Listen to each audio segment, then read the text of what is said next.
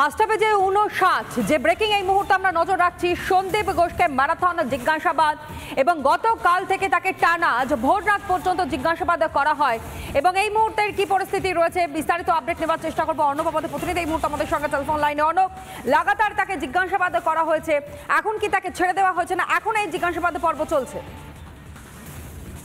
দেখো, একবারেই সন্দীপকে গতকাল যেভাবে নিয়ে আসা সন্দীপ ঘোষকে এবং তার পরবর্তী ক্ষেত্রে একটা দীর্ঘ জিজ্ঞাসাবাদ চলে এবং যেটা সিবিআই এর তরফ থেকে দেখা যাচ্ছিল যে অফিসাররা গভীর রাত পর্যন্ত সিজিও কমপ্লেক্সে ছিলেন এবং প্রায় রাত্রি 3:30 নাগাদ সিবিআই এর একটি টিম আরজিকর থেকে তারা সিজিও কমপ্লেক্সে ফিরে আসেন। তবে চূড়ান্ত গোপনীয়তার মধ্যে কিন্তু এই সন্দীপ ঘোষের যে বিষয়টি সেই বিষয়টিকে কিন্তু রাখা হয়েছে এবং যেটা জানা যাচ্ছে যে তাকে ফের নোটিশ করা হয়েছে এবং সেই জায়গা থেকে দাঁড়িয়ে সন্দীপ ঘোষ তার যে ইনভলভমেন্ট এই কলেজ পরিচালনার ক্ষেত্রে এবং সেই দিনকার ঘটনার ক্ষেত্রে তিনি কিভাবে রিয়াক্ট করেছিলেন বা কি স্টেপ নিয়েছিলেন সেই সমস্ত কিছু কিন্তু এই মুহূর্তে সিবিআই এর স্ক্যানারের তলায় প্রায় 13.5 ঘন্টা থেকে ম্যারাথন জিজ্ঞাসাবাদ করা হয়েছে ইতিমধ্যে, যেটা সিবিআই সূত্রের খবর। কিন্তু তার পরবর্তী পদক্ষেপ কিন্তু সিবিআই পুরোপুরি একটা দোয়াশার মধ্যে রেখেছে যে সন্দীপ ঘোষকে নিয়ে কি করা হবে। তার কারণ সন্দীপ ঘোষকে নিয়ে ইতিমধ্যেই কিন্তু আরজিকর মেডিকেল কলেজ এবং বিভিন্ন যে মেডিকেল কলেজে তাকে ট্রান্সফার করা হয়েছিল সিএনএমসি, সেখানেও কিন্তু বিক্ষোভ হচ্ছিল। সেই জন্যই কিন্তু এই বিষয়টিকে চূড়ান্ত গোপনীয়তার মধ্যে রাখা হচ্ছে। আমরা দেখলাম গতকাল 2:30 নাগাদ যারা আইওরা তারা বেরোলেন, তার পরবর্তী ক্ষেত্রে আবার একটা টিম সিজিও কমপ্লেক্সে ফিরে এলো, সেখানেও বেশ কয়েকজন অফিসাররা ছিলেন, তারাও প্রায় এখনো পর্যন্ত কিন্তু সিজিও কমপ্লেক্সে রয়েছেন। তাই সেক্ষেত্রে তদন্ত কোন দিকে আজকে গতি নেয় সেটাই কিন্তু এখন দেখার তনয়া। বেশ, যেমনটা তুমি আমাদেরকে জানালে অর্ণব, আমাদের প্রতিনিধি যেমনটা জানালো, প্রায় 13 ঘন্টারও বেশি সময় ধরে তাকে জিজ্ঞাসাবাদ করা হয়েছে, ম্যারাথন জিজ্ঞাসাবাদ করা হয় এবং এখনো পর্যন্ত যেমনটা খবর ফের হয়তো তাকে তলব করা হতে পারে, যেমনটা সন্দেহ করা, যেমন আশঙ্কা করা হচ্ছিল, যেমনটা মনে করা হচ্ছিল, ঠিক সেই মতোই কিন্তু আজ 11টার সময় সিজিওতে হাজিরার ফের একবার নির্দেশ দেওয়া হয়েছে।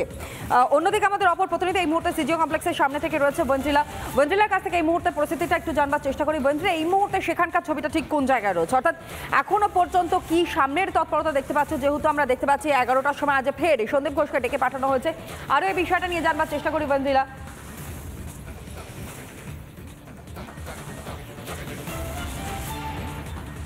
একদমই, দেখো আমাদের প্রতিনিধি অর্ণব যেমনটা জানাচ্ছিল যে চূড়ান্ত গোপনীয়তা বজায় রেখে কিন্তু ভোর রাতে সন্দীপ ঘোষকে বের করে নিয়ে যায় সিবিআই আধিকারিকরা এবং তাকে আজকে আবারও সকাল 11টার সময় কিন্তু তলব করা হয়েছে এই সিজিও কমপ্লেক্সে। মূলত চেস ডিপার্টমেন্টের যিনি এইচওডি রয়েছেন তার যে বয়ান, সেই বয়ান একেবারে তার বয়ানের উপর ভিত্তি করে কিন্তু বিভিন্নভাবে সন্দীপ ঘোষ অর্থাৎ প্রাক্তন অধ্যক্ষ আরজিকর মেডিকেল কলেজ হাসপাতালের তাকে জিজ্ঞাসাবাদ করা হচ্ছে। শুধু তাই নয়, একাধিক চিকিৎসক যারা পড়ুয়া চিকিৎসক রয়েছেন তাদেরও কিন্তু বয়ান ইতিমধ্যে রেকর্ড করা হয়েছে। একই সঙ্গে এই বিষয়গুলোকে কিন্তু যেমন নজরে রাখা হচ্ছে, তার পাশাপাশি এই বিষয়টা কিন্তু এই মুহূর্তে যারা সিবিআই আধিকারিক রয়েছেন তাদের নজরে রয়েছে যে কেন এই প্রিন্সিপালের তরফ থেকে কোনো অভিযোগ দায়ের করা হলো না। ইতিমধ্যে আমরা জানি যে টালা থানার যিনি ওসি তাকেও কিন্তু তলব করা হয়েছে এবং সব মিলিয়ে কিন্তু প্রত্যেককে তলব করা হচ্ছে এই কারণেই, কারণ কোথায় কোন বিষয় খুঁত রয়ে গেছে বা কোথায় কোন জায়গায় কোনো একটি ব্ল্যাঙ্ক রয়ে গেছে সেই ব্ল্যাঙ্ক খোঁজার এই মুহূর্তে চেষ্টা করছেন সিবিআই আধিকারিকরা। এবং যেমনটা আমাদের প্রতিনিধি অর্ণব জানালো যে ভোর রাতে 3:30 নাগাদ আরও একটি টিম আরজিকর হাসপাতাল থেকে বেরিয়ে এই সিজি কমপ্লেক্সে ঢোকে এবং তারপরে কিন্তু চূড়ান্ত গোপনীয়তা বজায় রেখে ঠিক এই সিজি কমপ্লেক্স থেকে কিন্তু সিবিআই কিছু করা হয়েছে। আশপাশে যেমন ছবিতে আমরা দেখতে পাচ্ছি এখনো পর্যন্ত গোটা জায়গাটা ফাঁকা রয়েছে, কিন্তু কোনো রকমের কোনো পুলিশি মুভমেন্ট বলো বা সিবিআই এর আধিকারিকরা সেখান থেকে আসা যাওয়া বলো, কোনো রকমের কিছু কি নজরে পড়ছে একেবারে ছোট্ট করে জানবো।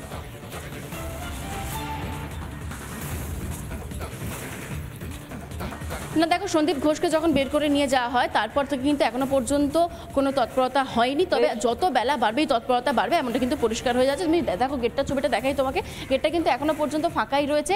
এই যে ঠিক সেকেন্ড ফ্লোর একটু দেখাতে বলবো মোহিতকে, সেই সেকেন্ড ফ্লোর অর্থাৎ সিবিআই যে স্পেশাল ব্রাঞ্চ রয়েছে সেখানেই কিন্তু সন্দীপ ঘোষকে কিন্তু বারবার দফায় দফায় তলব করা হয়েছিল এবং তলব করার প্রথম তলবে তিনি হাজিরা দেননি এবং পরবর্তীতে আমরা দেখলাম যে গতকালই সল্টলেক থেকে তাকে একেবারে বলা যায় যে হাইজ্যাক করার এবং আজ আবারও ঠিক 11টার সময় তাকে ডেকে পাঠানো হয়েছে। আপাতত তোমাদেরকে ধন্যবাদ জানাই।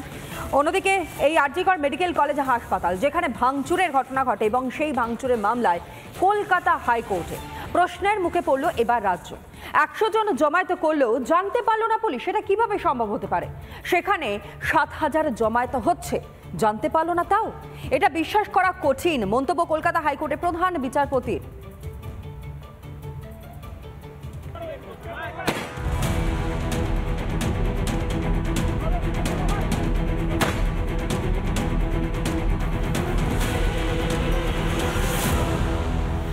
স্বাধীনতা দিবসের আগের রাতে নজিরবিহীন তাণ্ডব সরকারি হাসপাতাল চত্বরে।